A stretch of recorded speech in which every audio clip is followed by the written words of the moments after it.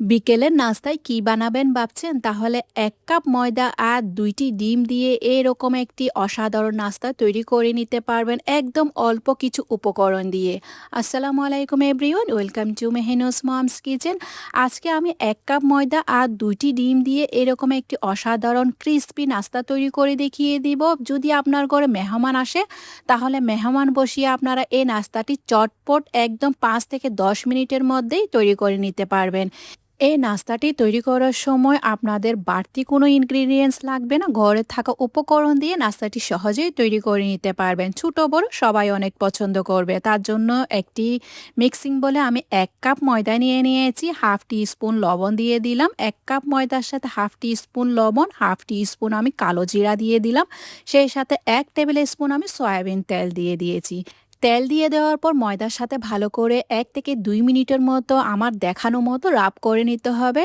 ময়দার সাথে তেলটাকে একদম মিশিয়ে নিতে হবে। ভালো করে মিশিয়ে নেওয়ার পর এবার আমি কিছু অল্প অল্প পানি দিয়ে এই ময়দার ডোটা তৈরি করব।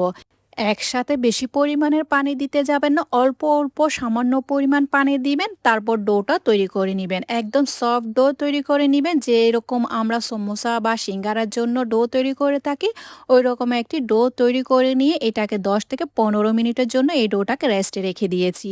এবার একটি মিক্সিং বলে একটি মিডিয়াম সাইজের পেঁয়াজকে চপ করে নিলাম, ২টি কাঁচামরিচ দিয়ে দিয়েছি। জালের পরিমাণটা আপনারা কম বেশি করতে পারেন। 1/4 কাপের মতো আমি টমেটো কুচি দিয়ে দিলাম। 2 টেবিল স্পুন আমি ফ্রেশ ধনেপাতা কুচি দিয়ে দিয়েছি। হাফ টি স্পুন দিয়ে দিয়েছি আমি লবণ। হাফ টি স্পুন দিয়ে দিলাম চাট মশলা। এরপর আমার লাগছে ২টি ডিম। আমি এখানে ২টি ডিম ভেঙে দিয়ে দিলাম। এবার একটি কাঁটা চামচের সাহায্যে ডিমটাকে ভালো করে সবগুলো পেঁয়াজ আর টমেটোর সাথে ফেটে নিতে হবে বা ভালো করে মিক্স করে নিতে হবে। দেখতে পাচ্ছেন একদম ভালো করে ফেটিয়ে নেওয়ার পর ডিমটাকে, তারপর এই ডিমটাকে আমি বাইন্ডিং আনার জন্য দিয়ে দিব ২ থেকে ৩ টেবিল স্পুনের মতো বেসন। প্রথমে আমি 2 টেবিল স্পুন বেসন দিয়ে দিয়েছি। যদি আবার প্রয়োজন হয় তাহলে আমি আরেক টেবিল স্পুন পরবর্তীতে ইউজ করব। প্রথমে আমি 2 টেবিল স্পুন বেসন দিয়ে দেখব লিকুইড ব্যাটারটা ঠিক আছে কিনা। 2 টেবিল স্পুন বেসন মিক্স করার পর আমার মনে হয়েছিল আরও 1 টেবিল স্পুন আমার এখানে বেসন দরকার, তাই আমি আরও 1 টেবিল স্পুন বেসন দিয়ে দিয়েছি। আপনারা বুঝে শুনে ইউজ করবেন। লিকুইড ব্যাটারটা ঠিক এমনই একটি ব্যাটার তৈরি করে নিতে হবে। এবার ১৫ মিনিট পর ডোটাকে রেস্টে রাখার পর আরেকবার মথে নিয়েছি।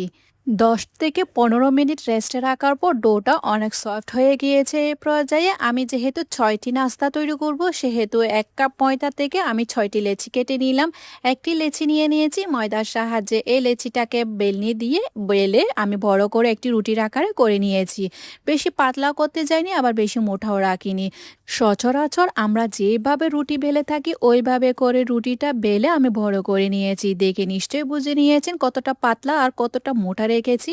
রুটিটা বেলে নেওয়ার পর মাঝখানে আমি ডিমের পুরটা দিয়ে দিলাম। এখানে আমি ২ থেকে ৩ টেবিল স্পুনের মতো ডিমের পুরটা দিয়ে দিয়েছি। যেহেতু আমরা এখানে বেসন ইউজ করেছি তাই ডিমের পুরটা এদিক ওদিক ছড়ানোর কোনো টেনশন নেই। বেসন দেওয়ার কারণে ডিমের পুরটা যেভাবে রাখবেন সেভাবেই থেকে যাবে। এবার সাইডে সামান্য পরিমাণ পানি লাগিয়ে নিলাম। রুটির চারপাশে সামান্য পরিমাণ পানি লাগিয়ে আমি শেপটা দিয়ে নিলাম। কিভাবে দিচ্ছি আপনারা দেখে নিশ্চয়ই বুঝে নিয়েছেন। বেশি জোরে জোরে চাপতে যাবে না, না হলে মাঝখানটা ফুলবে না। শুধুমাত্র সাইডটা হালকা হালকা করে এই আঙ্গুলের সাহায্যে চেপে চেপে দিবেন, জোরে জোরে চাপতে যাবেন না। এভাবে করে আমি নাস্তার শেপটা দিয়ে নিলাম। দেখতে পাচ্ছেন কত সুন্দর হয়েছে, মুখটাও ভালো করে বন্ধ হয়ে গিয়েছে। এবার আমি নাস্তাগুলো তেলে দেওয়ার জন্য চুলায় একটি ফ্রাই প্যান বসিয়ে তেল দিয়ে দিলাম। পর্যাপ্ত পরিমাণ তেল দিয়ে দেওয়ার পর নাস্তাটা দিয়ে দিলাম। একদম চুলার আঁচ লোতে রেখে নাস্তাগুলোকে উল্টে পাল্টে একটু ধৈর্য সহকারে ভেজে নিতে হবে। যখনই আপনারা তেলে নাস্তাগুলো দিতে যাবেন তেলের টেম্পারেচার কিন্তু একদমই গরম করা যাবে না। তেল হালকা গরম থাকায় অবস্থায় নাস্তাগুলো দিয়ে উল্টে পাল্টে ক্রিস্পি করে ভেজে নিতে হবে। যদি আপনারা বড় করে একদম তেল গরম করে যদি নাস্তাগুলো ভাজতে যান তাহলে নাস্তাগুলো ক্রিস্পি হবে না। ওই জন্য চুলার আঁচ লোতে রেখে তেলের টেম্পারেচার হালকা একটু লোতে রেখে উল্টে পাল্টে এই নাস্তাগুলো তেল থেকে ভেজে উঠিয়ে আমি একটা স্ট্যান্ডারে রেখে দিয়েছি তেলটি সম্পূর্ণভাবে ঝরে যাওয়ার জন্য। পরবর্তীতে যখন আপনারা নাস্তা দিবেন তখন তেলের চুলাটা বন্ধ করে দিবেন। তেল হালকা একটু ঠান্ডা হয়ে আসলে তারপর পরবর্তী নাস্তাগুলো আপনারা তেল থেকে ভেজে উঠিয়ে নেবেন। আর আমার রেসিপি যদি আপনাদের কাছে ভালো লেগে থাকে তাহলে ফ্রেন্ডস অ্যান্ড ফ্যামিলির সাথে অবশ্যই শেয়ার করবেন। লাইক, কমেন্ট, সাবস্ক্রাইব করতে একদমই ভুলবেন না। মাশাআল্লাহ, নাস্তাগুলো দেখতে যেমন সুন্দর হয়েছে, খেতে হয়েছে অনেক ক্রিস্পি। এই নাস্তাগুলোকে একটি নাস্তাকে দুটি ভাগে ভাগ করে আপনারা পরিবেশন করে নেবেন। আর আমি সালাদ দিয়ে পরিবেশন করে নিয়েছি। দেখলেন তো, ১ কাপ ময়দা আর ২টি ডিম দিয়ে কতগুলো নাস্তা তৈরি হয়ে গিয়েছে। এভাবে আপনাদের বাচ্চাদেরকে তৈরি করে খাওয়াবেন আর আমাকে কমেন্টে জানাবেন কেমন হয়েছে। আজকে তাহলে এ পর্যন্ত, দেখা হচ্ছে নতুন আরেকটি রেসিপি নিয়ে। সে পর্যন্ত ভালো থাকবেন, সুস্থ থাকবেন, আমার জন্য দোয়া করবেন।